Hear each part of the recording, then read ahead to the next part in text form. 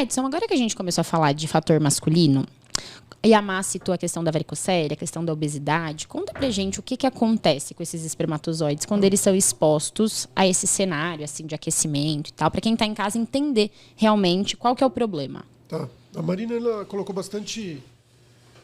muito bem colocado, vários pontos. Então, todos levam a uma dificuldade maior de engravidar. Justamente porque o que a gente observa? A gente observa a principal alteração e fragmentação do DNA. Então, o espermatozoide ele sempre vai sofrer dentro do DNA dele, porque o DNA dele é o que ele tem ali de mais exposto, porque ele não tem um citoplasma para proteger ele. O que é o citoplasma? É tudo que está em volta do DNA, onde estão os órgãos da célula. Né?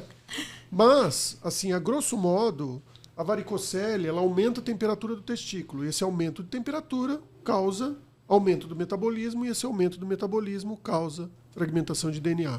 O cigarro, ele traz um monte de substâncias tóxicas e metais pesados para dentro da sua corrente sanguínea, e isso chega no testículo, um dos principais metais pesados que está associado à fragmentação de DNA, que é decorrente do cigarro, é o cádmio.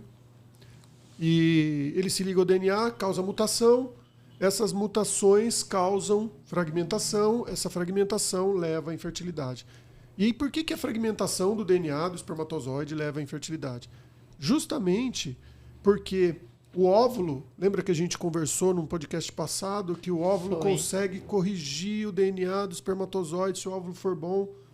Entretanto, quando o óvulo não consegue corrigir esse DNA, ele tem dois fatores principais. Primeiro, o embrião se desenvolve pior. E a gente não sabe o quanto, porque isso não é linear. A gente não sabe o quanto ele vai se desenvolver pior baseado nessa fragmentação. E segundo, diminui a taxa de implantação, que é a taxa que o embrião, a chance do embrião grudar no útero. Por quê? Porque a gente chama isso de genes imprintados paternos. Vou explicar o que Quando é. eu falo que é só bruxaria que sai daqui... Vou explicar o que é. É o gene... Tá. Que é o DNA lido só pelo lado do pai. Uhum. Quando a gente fala em imprintados paternos, é pelo lado do pai. Ou seja, tem o DNA da mãe e o DNA do pai que se juntam para formar o embrião. Só que para formar a placentação, a maioria dos genes que são formados, para formar para o embrião grudar e formar a placenta, a maioria dos genes que são lidos são genes associados ao DNA paterno e não materno. Às vezes não consegue grudar. Por isso mesmo que a gente muitas vezes tem embriões bons dentro do laboratório, com espermatozoides com alta fragmentação de DNA, mas que é aquele embrião bom que você transfere e não implanta. É aquela paciente que recebe embrião e ela nunca consegue engravidar. Ela fica repetindo, às vezes ela dá beta-HCG positivo, vai lá, faz o teste de farmácia, faz o beta-HCG no laboratório, dá positivo e depois, na hora de passar o ultrassom, é uma causa, inclusive, mesmo para as pacientes que engravidam de forma natural, a alta fragmentação de DNA está associada até a abortamento, né? As perdas gestacionais de repetição. E eu achei bem legal, Edson, você falar isso da fragmentação, né? Porque eu acho que assim, no consultório a gente tem um problema bem importante assim, com fragmentação. Às vezes a gente recebe, né? O paciente já chega com todos os exames, né?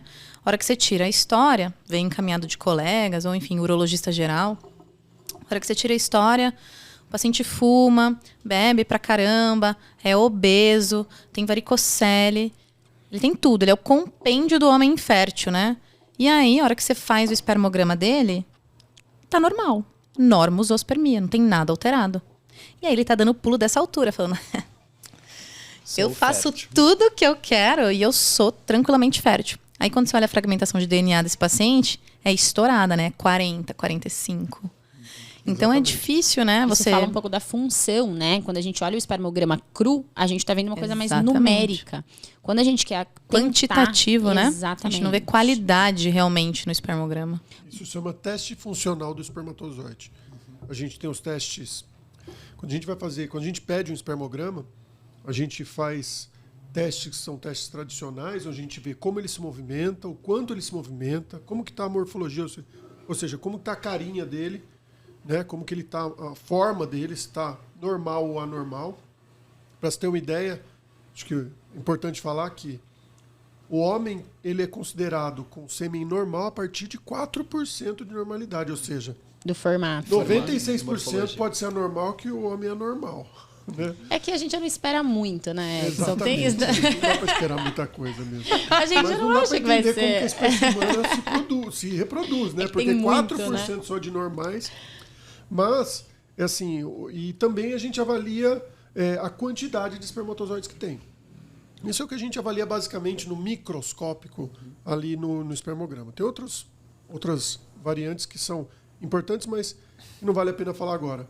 Agora tem os testes funcionais. O que são os testes funcionais?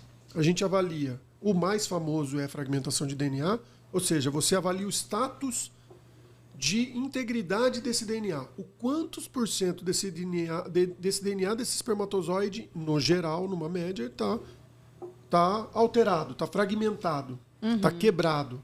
E baseado nisso, a gente consegue inferir, não com toda certeza, mas inferir uma infertilidade ou uma subfertilidade. Então isso que é o que mais pega. Né? E prova para o paciente que ele não é normal, no sentido de fertilidade, né? Você consegue mostrar que ele precisa tomar uma atitude. Exato. Né? Seu Lucas, aqui ó, fragmentação tá alta. Interessante, né? Perder peso, cair esse MC de 42 para, né, 40 já ajuda. Parar de fumar, né? Beber menos. E eu achei atividade física, exato. alimentação.